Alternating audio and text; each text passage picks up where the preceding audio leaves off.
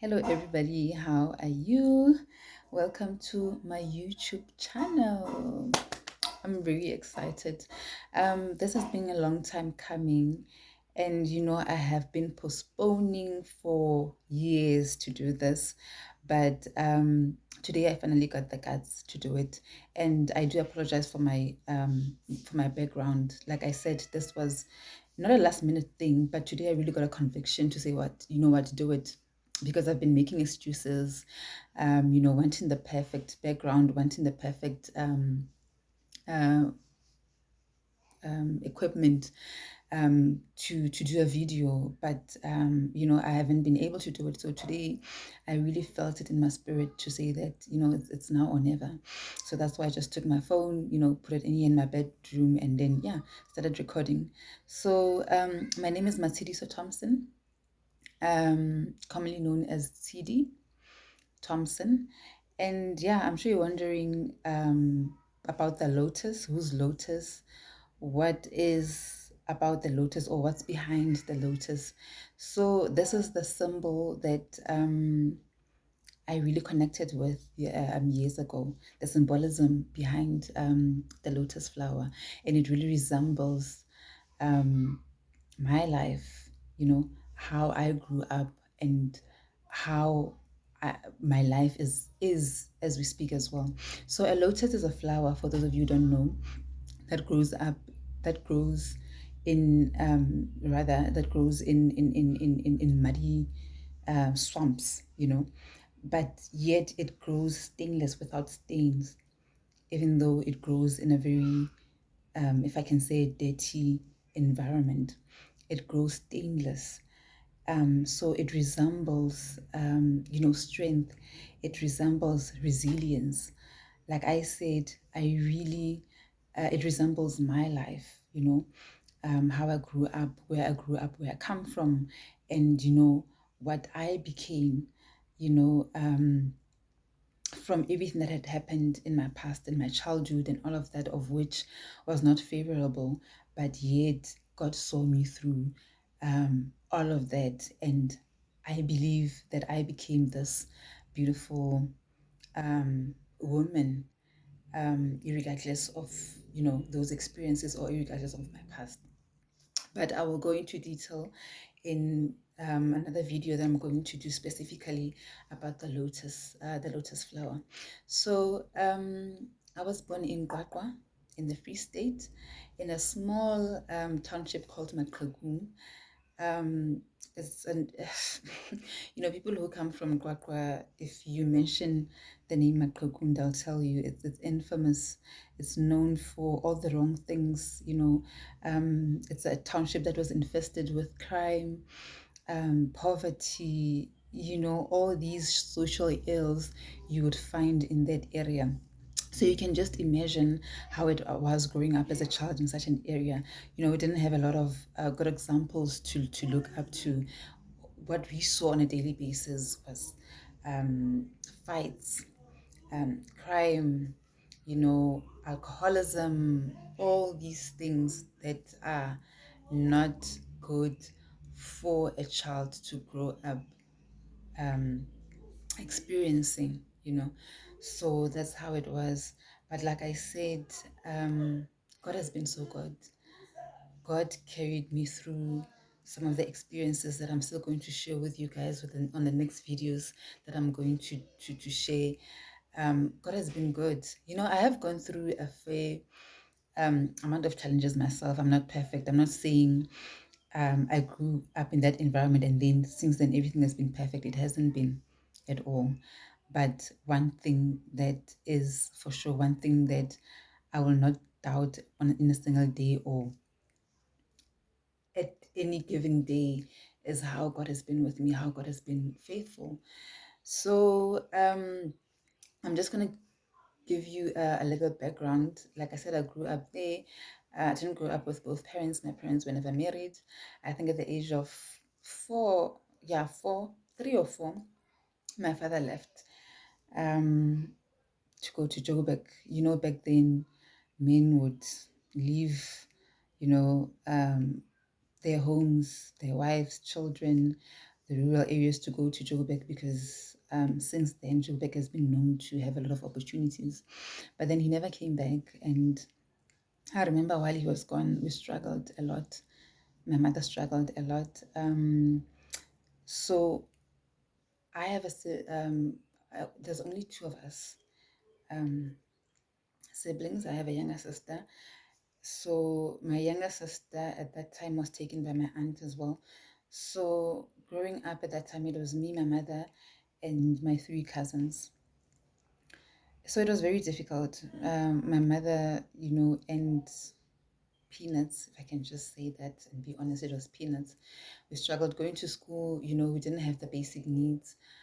Um, the basic things that a child needs, or the basic needs that a household needs to operate. We didn't have a lot of those, and it was very difficult. At some point we went to bed without food, didn't have proper uniform like other kids, didn't even have a school bag.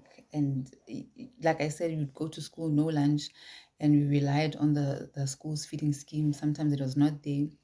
So that's how it was until my father came to fetch me at the age of 10.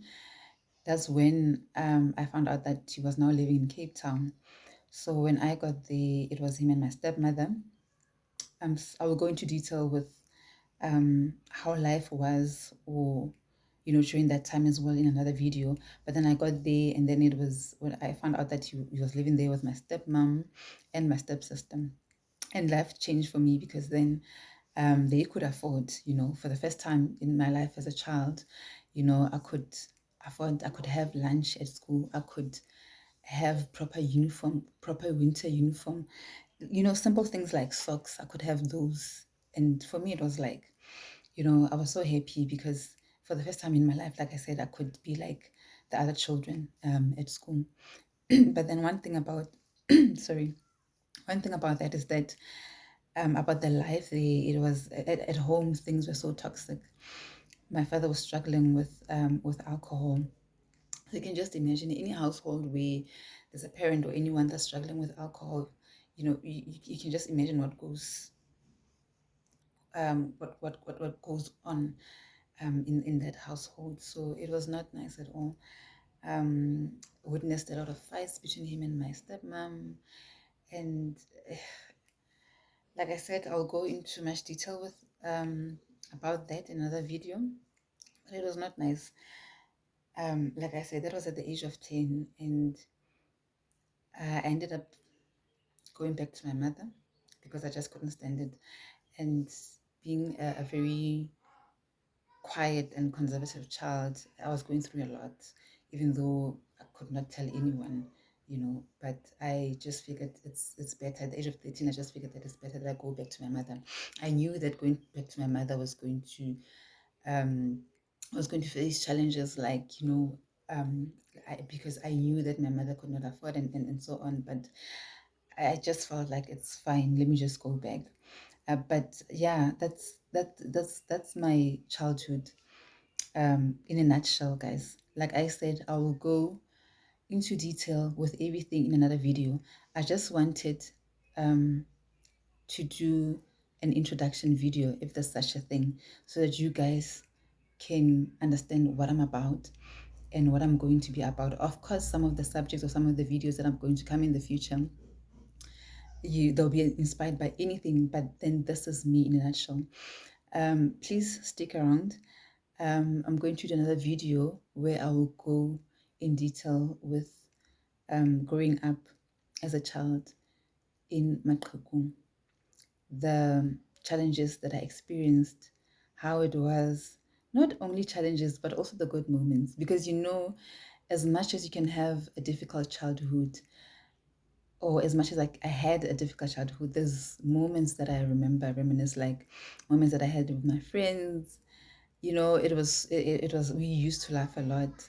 I used to be I was a very funny I was a very funny girl growing up. And it's difficult for people to understand or to believe that now, because I've changed.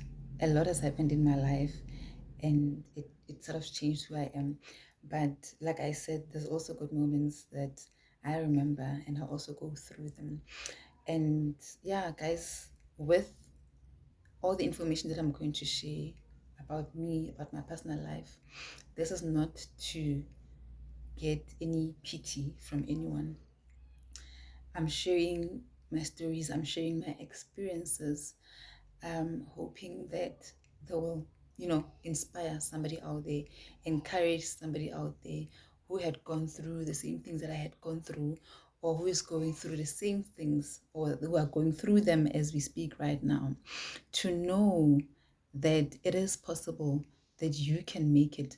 I'm going to share with you the milestones that I've achieved in my life, things that I've achieved in my life.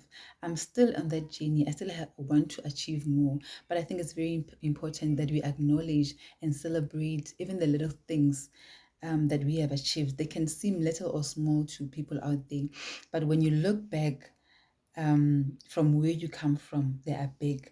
I'm going to also have videos about breaking circles, those generational circles that you find in different families. I'm going to speak about those as well because I think it's very important that we are aware of what is holding us back, as generations coming from different families, coming from different backgrounds, and how do we go forward? How do we fight our way forward from those? So thank you so much, guys. Yes, that's about it right now. This is where I'm going to end it, but please stick around and look out for my next video. Thank you so much. Bye.